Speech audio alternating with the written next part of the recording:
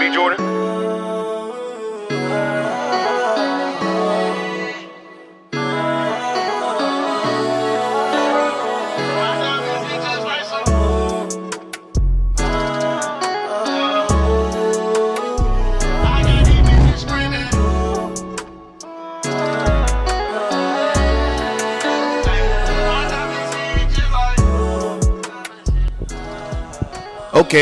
Okay. We back live with it. Now, we ain't live, but we recording with it. It's your boy, Seti B, Crank Kick Production, Live Positive TV. If you're wondering why this show is called Live Positive TV, is because that's what I go by. I go by Living Positive.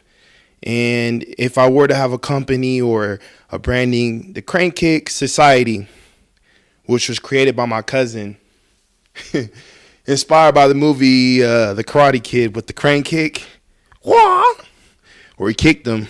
Funny story with the Crane Kick Society. When we started that, my cousin invited me to his house one day, and he was like, "How you getting affiliated?" And I was like, "How you getting affiliated? Like, how you get jumped in?" And he's like, "I got to kick you in your chest." I was like, "Okay." And he did the thing, went boom, and kicked me right in my chest. We had it on video, but that was forever ago in high school time, man. I was like 2010, 11 type. So, yeah. So I know if some people are wondering where the crank kick comes from. That's where it comes from my cousin Kelsey, aka Kilo. Hopefully one day I'll get him on here. Today I was watching Grits and Eggs podcast by Deontay. Shout out to him. Really good podcast. I advise you to go check him out. And he was talking about, like, he's all about like the black community and inspiring them and telling them how they can, come up. For me, I view the black community a little bit different because I grew up in the suburbs. I grew up around majority of white people all my life. I just want to talk about how black people that grow up in the suburbs act like they're thugs and gangster. Just because you're black doesn't mean you have to act a certain way. And for some reason, my people, they think what they see on TV, that's what we got to be. That's what we got to do. And I always thought it was so interesting and so funny to see some of my black friends that I went to school with would act a certain way. They act like they tried to put on a persona like they were so hood and so thug. But I'm like, bro, we're from the same area. Why are you trying to be somebody that you're not? The big thing that's bad in the black community is the whole talking white. You talk white. People talk to me all the time. I talk white. I'm a product of my environment. Most people that I'm around, they talk like this. But even the people that talk, that typical black slang or whatever, for example, 21 Savage, how he talks, if you listen to him in an interview, you understand that this dude is really smart. He's just a product of his environment. Cap G, Mexican rapper from Atlanta, he was in an interview like, everybody talk like I for color Paul. Everybody wonder why I talk like this. It's just where people are from. That's him being himself. It just blows my mind that people think because of the way they look and what society says we are, that's what we should be.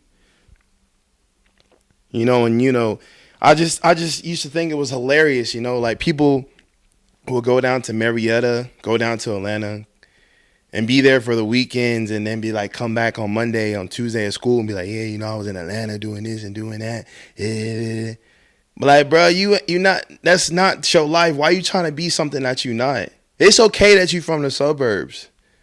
It's okay that your parents were able to get you out of that environment and put you around some positivity. And then you come here trying to be thug, and then you end up being in the same place as those thugs and all that stuff. It makes no sense to me. I don't understand it. Why are you trying to be something that you're not? Thing is like we see that stuff on TV, right? Like, oh, I need to be a basketball player or a rapper and this and that. You can be a plumber. You can be this. You can be that. You can do other things to get outside of the hood. It's the same thing for the black people in my community. They think they have to be this certain way because of what they see.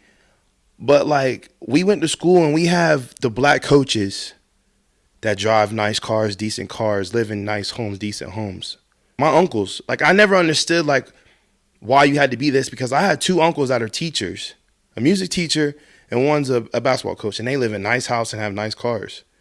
But society and the media, they don't like to put that out there. They don't like to show like us doing like regular stuff like that. And that's like the biggest problem. That's the biggest issue is like, why do you think that we have to be something that you're not? Like, if that's not you, that's not you. Chase those dreams if you want to go be a rapper, be an athlete, be this and that. But there's other things that you can do. I remember like going to school and being around these people. People would always say to me, and I remember the black girls in school, they would always say to me like, oh, like you like white girls, I don't want to be with you. They would always want to be with the typical thug, black dude, whatever, yada, yada, yada. And you know what the funny thing is? I'm not going to call no names, but some of you girls that wanted those guys, now y'all got baby daddies that don't care about y'all, don't care of your kids. I'm not trying to be mean, but I'm just saying I think it's funny that you preferred to be with somebody that wasn't the right fit for you, that wasn't going to be a good father towards your kids and a good freaking partner for you. I know, and I know a lot of black guys like that, where they're pushed away because they don't act like the typical black guy that you see on TV. You know how many times people have come up to me, they're like, oh, you're not like the guys I see on TV. And this is not just from women, this is from just different people all the time. Like, oh, you're not like people like that. I always thought that was interesting. For example, I remember my AU coach, he's from Marietta. Shout out to K-Sean. Man, if I wouldn't be here today if it wasn't for him. He's from, that area where he's predominantly black people. And he used to make fun of me for like how I talk. Like he would come up to me and say, what's up? And I would say, not much. And he would make fun of me. He's like, no, don't say that, bro. Say just chilling. And he would try to help me with my lingo. And he would tell me about like the black community and this and that. But we had an interesting conversation one time where he was saying about me not understanding the struggle and blah, blah, blah. And I don't understand it to a degree, but I didn't grow up easy. But he was talking about like when I was a kid, we had to like go to each other's friend's house to figure out what we're going to eat. We used to bring each other food to help us out. And I looked at him, I said, yo, Coach K, that's why I call him Coach K. I said, at least you have friends that could relate to you and understand that stuff. My friends, they didn't understand like the struggle like that. When I would go play football and stuff when I was a kid, I wore Walmart shoes and Walmart gloves and Walmart equipment while they was wearing the Nike, the Reebok, the Adidas, and all that nice stuff. I had somebody come up to me one time, they were like, what car did you drive in high school? I said, I got a ride or I was riding the bus. They was like, why didn't you have a car? I was like, because I grew up in a single parent household with just my mama that couldn't afford that. I didn't buy my first car till I was 25 years old. I never wanted to be those type of people. And I'm not saying there's nothing wrong with being like the people from the city, but I'm not from the city. I'm not from that culture. I'm not from that area. And there's nothing wrong with that. You know how many times, I remember one time I was working with this one dude, right? And he was trying to make fun of me for being from suburbs. He was like, oh, you got a water park and you're, da, da, da. I was like, I don't know nothing about that. I don't experience that. I don't have that stuff. I got issues and problems I grew up with. And he said, you know what, said, honestly, you a real one because you not trying to be something that you're not. I was like, no. I'll never try to be a thug or any of that stuff or what you think a typical black person is. Do I know the lingo? Do I know the slang? Yeah, but honestly, I do know just as much as people see on TV or from what people tell me. But living it, I don't understand that. I don't judge it because I'm not part of it. Because if I was there and I needed to survive, that's probably what I would be doing. There's nothing wrong with being from the suburbs, guys. If you're a black family and you grew up in the suburbs, there's nothing wrong with that. It's okay that you're from the suburbs. You don't have to put on a front like you're not something. But I will tell you, and I'm sure other guys, people that feel like this, just because I'm from the suburbs don't mean I'm soft. My mama ain't raised no hoe now. She done told me, you don't back down for nobody. You stand on your 2 feet, 10 toes down, as y'all say, right? I ain't scared of nobody. And for what reason? I'm not scared of nobody. I talk and I say how I feel. Everybody, if you know me, you know that. And you know I'm a real one. You know not to piss me off because I'm a different person. Just thinking about it when he was talking in that podcast, I was like, man, I think it's interesting that like I understand what he's saying, but I can't fully relate because I'm not part of that environment. And I know there's other people out there that are like me, that from the suburbs, that feel like they have to be a certain way. Well, no, you don't have to be a certain way. But just know, like, coming from the suburbs, you do have your issues, your problems, because you almost feel like an outsider because people don't relate to you. Dave Chappelle said it in a joke one time. He was talking about it all the time. He was like, "Dang, I wanted to be like that," because he was like, nobody understands my problems and my issues when you're the only black kid in the classroom, or on the basketball team, or on the football team, whatever, sports or whatever, when you're the only black person around. Because you know what's funny, right? Because I talk like this, right? And I dress a certain way and all that stuff. But I've been racially profiled by the police officers before. Because that was the thing. I was like, y'all think because I talk and act this way, I don't experience some of the same stuff that you experience, because I do. But I can't go and express it to so-and-so because they don't understand. It's hard to understand stuff when it doesn't happen to you. And a lot of things that happen to me, they don't understand. You know, you guys from the hood, y'all talk about the drug dealers and all that helped you out.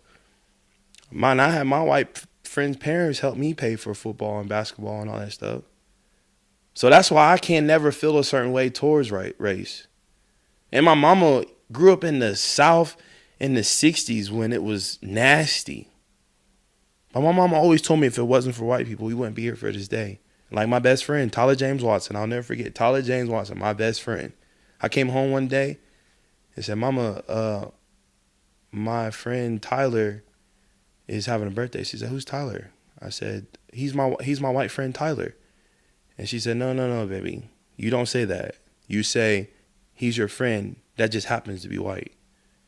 And from that day it clicked and it changed in my head. Everything about my head was changed. And I'm socially aware, but I don't think about stuff like that. I'm socially aware and I know that people do certain things and I have to go about doing things a certain way because I know some people think like that. But I'll give you the benefit of the doubt.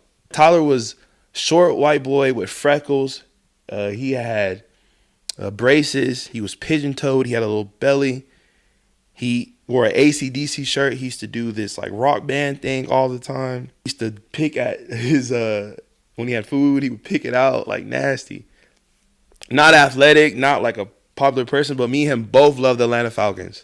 That's what we talked about every Monday. We would talk about Michael Vick. Oh, Michael Vick doing this thing. Oh, did you see Michael Vick? Man, I used to be like, I hate when Michael Vick hold it like a loaf of bread. He got to tuck it in. And I was a popular kid, and I was the best athlete, and I was a captain. And you know who I always picked first on my team? Tyler. Because he was my best friend. And I remember people used to try to mess with Tyler. But they only messed with him one time because you had to deal with me. Because Tyler was my best friend. And we were best friends all the way till middle school. And then we went our separate ways. I think we went to different classes, and I got more involved with sports. And, you know, as I got older, more involved with sports and, you know, chasing girls, whatever, blah, blah, blah. And Tyler wasn't into stuff like that. But I remember I saw him like a couple years later out of high school at a Waffle House. And I was like, "Tyler, what's up, man? How you doing?" Got his number. And I talked to him a little bit. But, I mean, I should have kept in contact because it's hard to keep good friends. But Tyler, man, he's the reason why. Like, I'll never judge by race. Never. I could never do that. Never. But am I aware of certain things? Of course. I just wanted to come on here and just say to the people that are black, that grow up in the suburbs, you ain't got to be a thug. You ain't got to act hard. You ain't got to try to be a gangster. It's okay. It's perfectly fine. You know, just enjoy life, man. Be happy. Take advantage of that of the resources that you have. I hope you guys are enjoying these clips and these videos that I'm putting out, man. I promise I'm going to be consistent to keep doing this stuff. Go follow the Instagram and the TikToks. It's SettieB05, either or. You can type in my name, Cedric Bowen. It'll pop up. Drop comments, drop likes on what you want me to talk about. Share it. Spread the word, man. And like always, man, peace, love, and chicken grease. Live life to the fullest with a smile on. And I'll talk to you guys another day. Thank you.